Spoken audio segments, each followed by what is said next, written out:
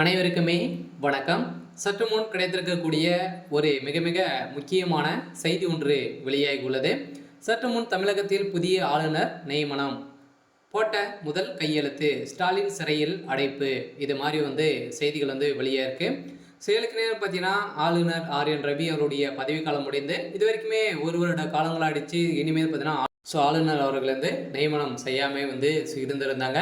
இந்த நிலையில் தான் பார்த்தீங்கன்னா இப்போ தமிழகத்தில் நடக்கக்கூடிய சம்பவங்களை பார்த்தாவே அனைத்துமே எந்த ஒரு நடவடிக்கையும் எடுக்காத ஆளுநர் ஆர்.என். ரவி அவர்களுக்கு எதிர்ப்புகள் தெரிவித்து இப்போ அதிரடியாக பார்த்தீங்கன்னா மத்திய அரசு புதிய ஆளுநராக நியமனம் செய்திருக்காங்க.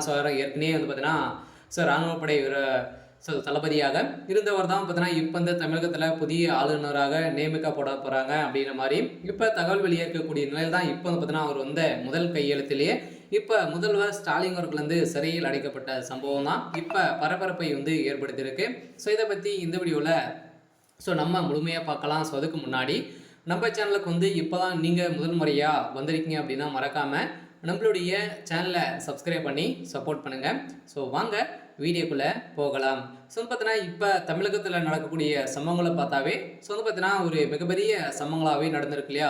வரலாற்றிலேயே முதல் முறையாக பார்த்தீங்கன்னா தமிழகத்தில் தான் டாஸ்மாக் கூடிய அலுவலகத்திலும் நிறுவனங்களிலும் பார்த்தீங்கன்னா அதிரடியாக சோதனை நடந்ததில் எக்கச்சக்கமான படங்களும் முக்கிய ஆவணங்களும் சிக்கியிருக்கக்கூடிய நிலையில் இதில் பார்த்தீங்கன்னா அங்கு தளபதி அந்த டாஸ்மாக் கூடிய உயர் அதிகாரியாக இருந்த ஒருவருடைய மொபைல் ஃபோன் 2 மொபைல் ஃபோன் சிக்கியிருந்தது. இந்த மொபைல் ஃபோன் அடிப்படையில் தான் அதிரடியாக பார்த்தோன்னா வசமாக முதல்வர் ஸ்டாலின் அவர்கள் சிக்கியிருக்காரு. இந்த அடிப்படையில் தான் இப்போ புதிய ஆளுநர் போட்ட கையெழுத்தின் அடிப்படையில் முதல்வர் ஸ்டாலின் அவர்கள் சிறையில் அடைக்க போகிறதாக இப்போ டெல்லிக்கு தூக்கியிருக்காங்க.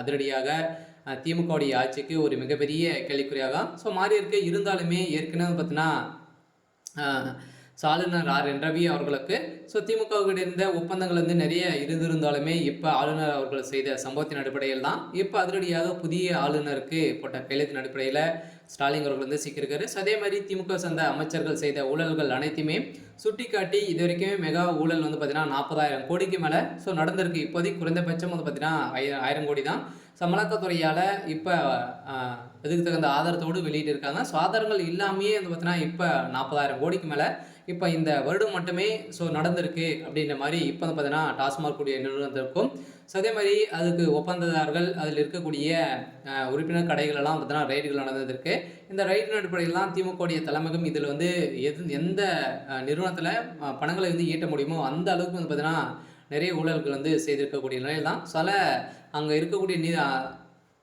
அதிகாரிகள் அனைவரையும் பார்த்தீங்கன்னா செந்தில் பாலாஜி ஒலிகா அவருடைய தம்பி அசோக்குமார் அவர்களும் ஒலிகா அப்படின்ற மாதிரி தான் பார்த்தீங்கன்னா நிறைய விமர்சனங்கள் செய்திருக்கக்கூடிய நிலையில் இப்போ சென்னையில் பெரும் பரபரப்பை ஏற்படுத்தியிருக்கு. இருந்தாலும் முதல்வர் ஸ்டாலின் அவர்கள் சிறைக்கு செல்வது உறுதி அப்படின்ற மாதிரி தான் தகவல் வெளியே இருக்குது. சரி, ஓகே. இன்னைக்கான அப்டேட் இதுதான். மறக்காமல் நம்முடைய சேனலை சப்ஸ்கிரைப் பண்ணி பாருங்கள். தேங்க்யூ.